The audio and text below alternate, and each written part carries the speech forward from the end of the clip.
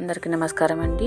ఈరోజు మన వీడియోలో ఇడ్లీ లేదా దోశ లేదా వేడివేడి అన్నంలో కమ్మని నెయ్యి వేసుకొని తింటే అద్భుతంగా ఉండే ఇడ్లీ కారం పొడిని పక్క కొలతలతో ఎలా తయారు చేసుకోవాలో చూసేద్దాం. ముందుగా స్టవ్ ఆన్ చేసుకొని కడాయి పెట్టుకొని 1 స్పూను ఆయిల్ వేసుకోవాలి. అందులోకి 1/2 కప్పు పచ్చిశనగపప్పును వేసుకోవాలి.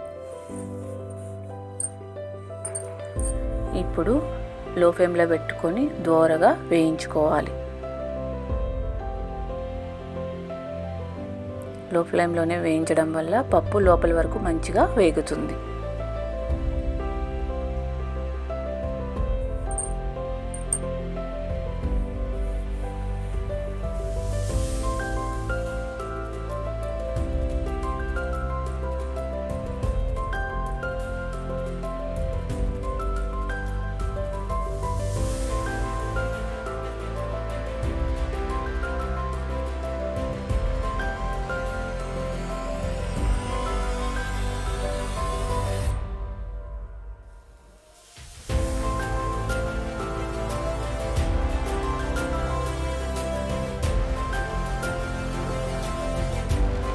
శనగపప్పు వేగిపోయింది. ఒక ప్లేట్లోకి ట్రాన్స్ఫర్ చేసేసుకుందాం.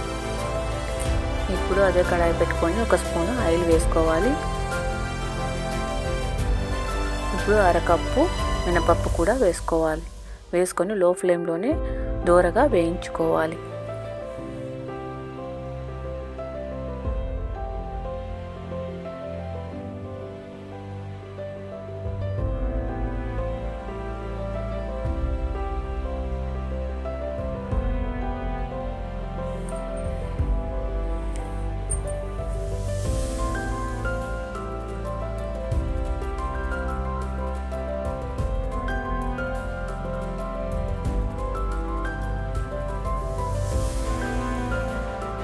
సరగా వేగిపోయాయి. ఇవి మినపప్పును కూడా ఒక ప్లేట్లోకి తీసేసుకుంటాం.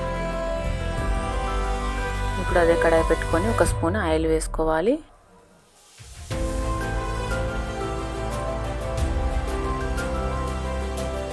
ఇప్పుడు ఇందులోకి 10 నుంచి 15 ఎండు మిరపకాయలని, మంచి కారం ఉన్న ఎండు మిరపకాయలను వేసుకోవాలి. వేసుకొని కలర్ వచ్చే వరకు మంచిగా లో ఫ్లేమ్లోనే వేయించుకోవాలి.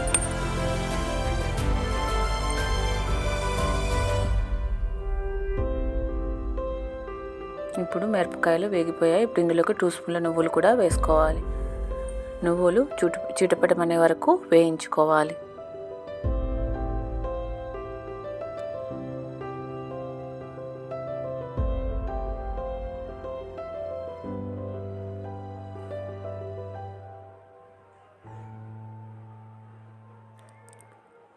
ఇప్పుడు ఇందులోకి 2 స్పూన్ల పప్పులు కూడా వేసుకొని కొంచెం కలర్ చేంజ్ అయ్యే వరకు వేయించుకోవాలి.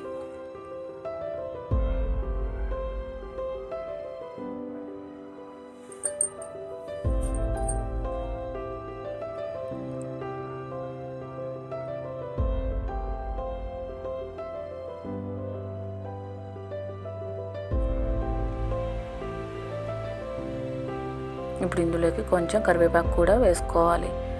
ఇప్పుడు కరివేపాకు డ్రై అయ్యే వరకు మనము వేయించుకోవాలి.